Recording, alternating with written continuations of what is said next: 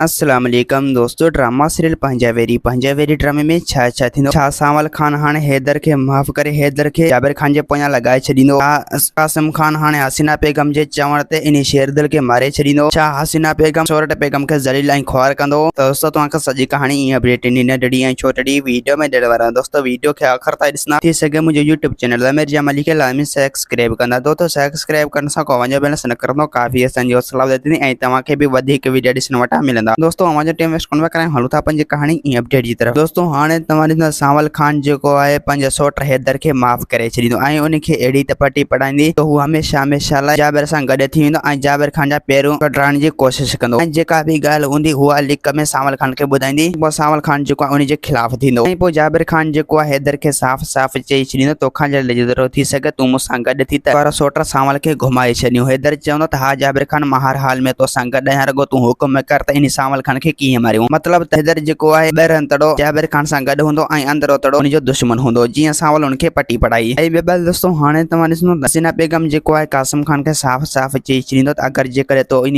शेरू खे न मारियो त पोइ मां बि इहो सारे वेही रहंदुसि त तूं बि हिन दुनिया में हुएं ऐं मूं तोखे छॾे ॾिनो। पोइ इहो यादि रखी छॾिजां मां तोखे ज़िंदगी भर माफ़ न कंदुसि हर हाल में तोखे अगवा करे ऐं तोखे मारे ऐं तुंहिंजो लाश ई उछलाए छॾींदुसि। कासिम खान चवंदो त हसीना बेगम बसि तव्हां परेशान न थियो मां हर हाल में इहो तव्हांखे कमु करे ॾींदुसि मां शेरू खे मारे तव्हांजी दिलि ठारींदुसि। बहरहाल शेरू तव्हांजो भेट रहियो आहे तव्हां उनखे छा था मारियो। हसीना बेगम चवंदो कासिम खान इहो तुंहिंजो कुझु बि न वञे बसि तोखे जेको कमु ॿुधाए हर हाल में उहो कमु करणो घुरिजे। अगरि जेकॾहिं तो इहो कमु न कर त पोइ तूं इहो सम्झी छॾिजां त तोखे मुंहिंजे हथ केर बि न बचाईंदो। ऐं ॿिए ॿार दोस्तों हाणे तव्हां ॾिसंदो हसीना बेगम जेको आहे सोरठ बेगम खे साफ़ साफ़ चई छॾींदो तोखां जल्द जेतिरो थी सघे त तूं तमामु जल्द इन हैदर खे घुरा जीअं चाची सां जेको आहे कमु वधाए वञे चाची जो कमु हल्को थिए। हा सोरठ बेगम चवंदो त तूं परेशान न थी दर बि अची वेंदो ऐं पोइ उन जाइ सावल जी घरवारी अची वेंदी ऐं सावल जी घरवारी जेको आहे सोरठ बेगम खे सम्झाईंदी। दोस्तों उम्मीद है कहानी आई खे पसंदि असांखे ॾींदा इजाज़त वरी तव्हां सां मिलंदासीं के नए वीडियो में। खुदा हाफ़िज़।